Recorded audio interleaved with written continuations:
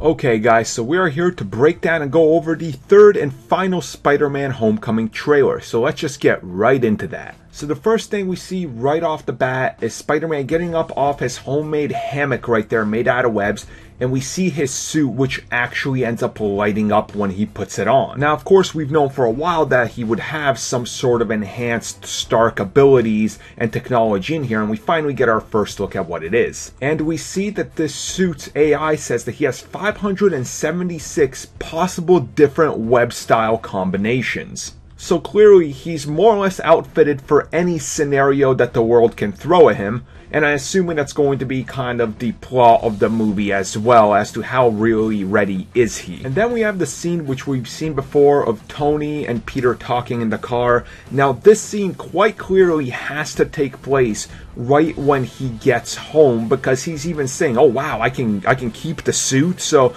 this has to be relatively close, probably a flashback, or the opening prologue to the movie. And then we see that Peter has just kind of been dropped off on the street. Now this could play into continuity because it looks like he is going to have a different house, you know, obviously where he's staying for as part of school and everything. So if this is kind of him getting dropped off at the new dorms, or is he getting dropped off at Aunt May's, but then that wouldn't make sense because this doesn't look like, you know, where those buildings were, although she might have already moved out. We don't really know how much time is happening between some of these scenes. Then we got a scene of Pete walking through the hallways. The most obvious thing here is if you look on the wall mural, you're going to be able to see the one and only Tony Stark's father, Howard Stark. And then we have a scene where we see the new suit and how baggy it is, but the moment he hits the middle button, it all, you know, like goes to his body. It aligns with his body. It's uniform to his body, so this could take on various sizes. And this explains why the web doesn't stick outwards like it did in all the other movies,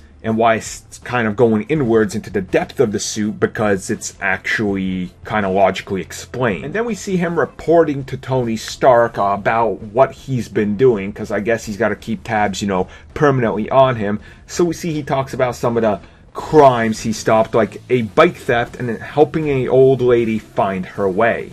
And in return for that, she got him a churro. And then we got that bank scene again that we've seen before, except this time we see this brand new, I'm gonna call it Tinkerer tech, and it's honestly pretty cool. It looks like the gravity gun from Half-Life. It's very unique looking, so I'm guessing that this is what they can use to like rip out an entire ATM and carry it without having much effort, because it's taking care of everything else, all the heavy lifting. But then we have a scene that's very interestingly cut. As we see, the start of it is actually the bank that he's in being cut in half and taking lots of damage, but then it ends on a basic grocery store being blown up. Clearly this is two different scenes and two different crimes he's trying to stop at different times, but this is just how they cut it for the trailer. After that, we have Peter standing in front of the Avengers A. Quite clearly this is just a little reference and, you know, about to get people hyped about him joining the Avengers. It's like when Rhodey looked at the Silver Iron Man suit and he goes, maybe next time. It's that type of thing. We then have a scene of Spidey swinging, and he gets picked up by the Vulture, who grabs him with his talons.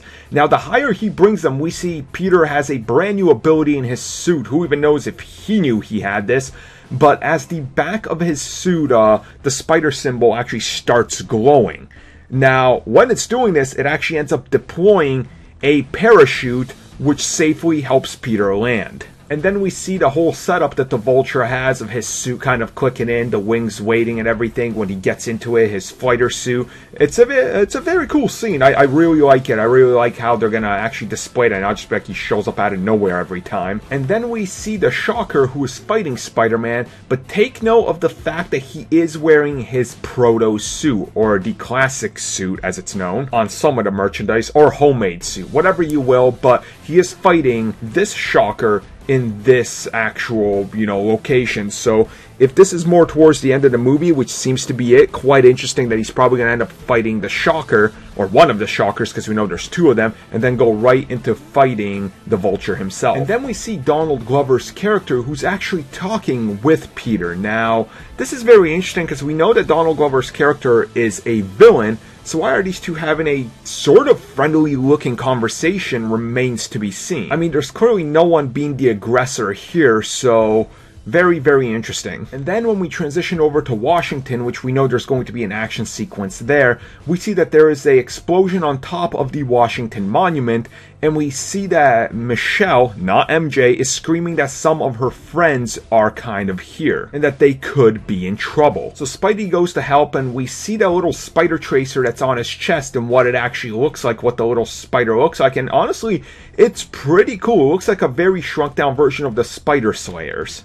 And then, of course, the scene once again where we see the underarm webs as he's leaping off of the Washington Monument. Very classic, very good homage here to the classic suit in the comics. And of course, he uses this for gliding to be able to get away when he can't actually swing around. We then see that the Vulture has mini gliders, or maybe trackers, or, you know, clearly they are miniature versions of his wings. So it's almost like a Vulture drones that he sends out, probably for reconnaissance and attack. And then we have a scene where we see that they are actually looking into Peter's suit, and a bunch of the stuff is limited because this is still the training wheels protocol, so he's not able to use all of his abilities that the suit has. What these are, who really knows at this point, but we'll find out soon enough. So that is it, guys. The final Spider-Man Homecoming trailer, and honestly, I think this is the best one they've had yet. It definitely sets a good mood, very different vibe from the rest of the MCU stuff, and introduces you to kind of how the city and everything is going. So if you guys enjoyed this, and if you guys are excited for more Spider-Man, let me know down below. And if you guys enjoyed this video, make sure you guys like it and subscribe to CBC for more updates.